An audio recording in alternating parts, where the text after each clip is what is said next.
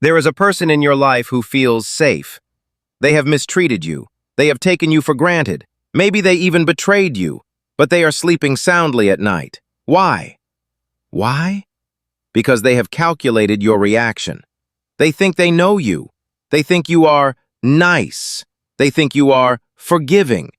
They believe that no matter what they do, you will always be there, holding the door open, waiting for them to change. They are comfortable in their arrogance. But in warfare and in psychology, comfort is a vulnerability. The hardest blow doesn't come when you are screaming. It doesn't come when you are fighting. The hardest blow comes from the shadows. It comes when they are looking the other way. In this video, I am going to teach you the art of the silent strike. We are going to dismantle the ego of the person who thinks they own you. We aren't going to argue with them. We aren't going to seek revenge. We are going to deliver a psychological shock so severe that they will never see you the same way again. They think they are safe. Let's change that. To understand the blow, you first have to understand the defense. Why do they feel safe disrespecting you? Because of the pattern of permission. Over time, you have trained them. They canceled plans. You said, "It's okay." They ignored your text. You double-texted. They hurt your feelings. You apologized for being sensitive. In their mind, you have created a social contract. The contract says, "I can do whatever I want, and the worst consequence I will base is a stern conversation, which I can talk my way out of." They view you as a constant.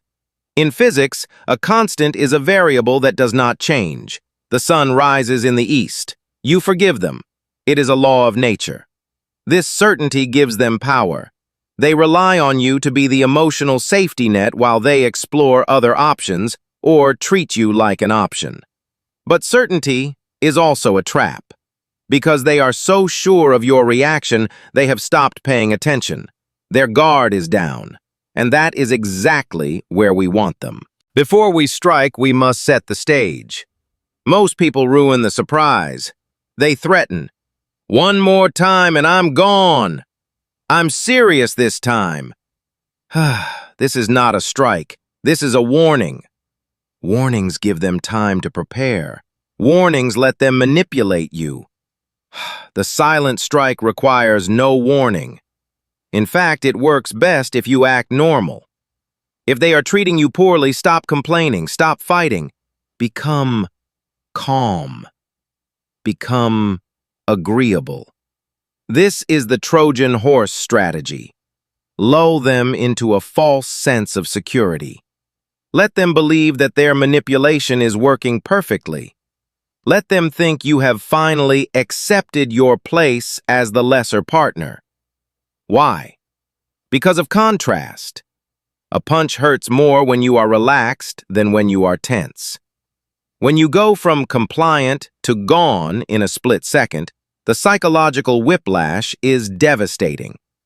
We are feeding the illusion of their control right before we take it away forever. Now, we arrive at the strike. You have set the trap. You have been calm. You have let them believe everything is normal. And then, they disrespect you one last time. It could be a flaked date, a snide comment, a lie. It doesn't matter what it is the signal. This time you do not argue. You do not ask for an apology. You do not cry. You initiate the total vacuum. This is a level of silence they have never experienced from you. Most people do the silent treatment. That is childish. That is, "I'm ignoring you until you apologize." It is temporary. The total vacuum is permanent. It is the complete removal of your energy from their universe. This strikes them psychologically because of a concept called the disconfirmation of expectation. Their brain has a neural pathway built for you. That pathway expects disrespect, your reaction, resolution. When you remove the reaction, the pathway hits a dead end. How to execute the vacuum? Digital death. You do not just stop texting, you stop viewing. If you watch their Instagram story, you have broken the vacuum. You are still feeding them energy. Mute them. Hide them. Do not let your name appear on their screen ever again. Physical ghosting. If you don't live together, you vanish. You change your gym hours. You go to a different coffee shop. You remove the possibility of accidentally running into them. The gray rock, if you must see them. If you work together or co-parent, you become a gray rock. You answer yes or no. You offer zero eye contact. You offer zero emotion. You become as boring and unreactive as a rock. At first, they won't even notice. Day 1, they think, finally some peace and quiet. Day 3, they think, are they busy? Day 7, the panic sets in. This is when the silence gets loud.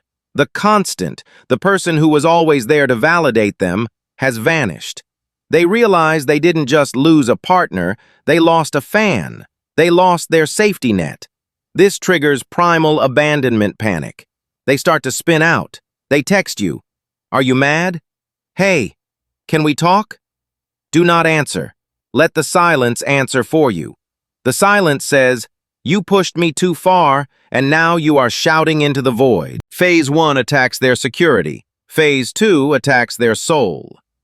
While they are sitting in the vacuum, confused, paranoid, refreshing your page to see if you posted a sad song, you start Phase 2, the indifference of success. The greatest revenge is not burning their house down. The greatest revenge is building your own castle so high that they can't even see the top of it. This phase relies on social comparison theory. When an ex or a toxic person loses you, they soothe their ego by telling themselves, they are miserable without me. They are falling apart. This narrative protects them. You are going to shatter that narrative. You channel every ounce of that pain into radical self-improvement. You hit the gym like your life depends on it, because it does. You double down on your business or career. You upgrade your wardrobe, and then you let them see it. But, and this is the crucial part, you do not show it for them. You do not post a quote about healing. You do not post a revenge body thirst trap with a caption about being single. That screams, I'm hurt. No. You post about your life. You post a photo of you smiling, looking healthy, doing something cool. No mention of the breakup, no mention of the past, just indifference. When they see this, it destroys them. If you look sad, they feel powerful. If you look angry, they feel important. But if you look better, if you look unhazed, it triggers an internal crisis. They realize, I wasn't their prize. I was their anchor. They realize that losing them was actually the catalyst for your evolution. They see that they weren't necessary for your happiness. In fact, they were an obstacle to it. That realization hits harder than any text message you could ever send. It tells them, you didn't break me, you unlocked me. And they have to live with the fact that they will never get to experience this new, upgraded version of you. They fumbled the bag, and now the price has gone up. Now comes the aftermath.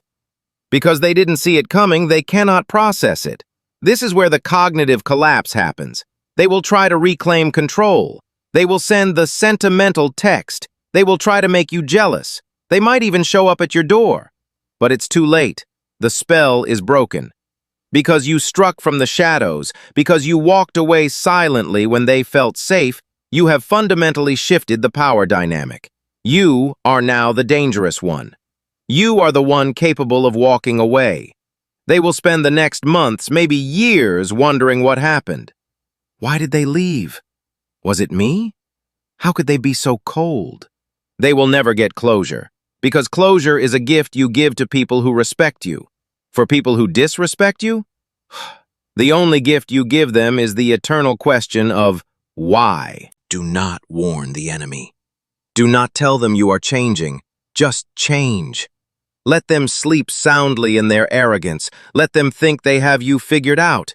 And then, quietly, silently, completely, remove your presence from their life. The shock will be the lesson they never forget. If you are ready to strike, comment, I move in silence down below. Subscribe for more dark psychology and strategy. I'll see you in the next one.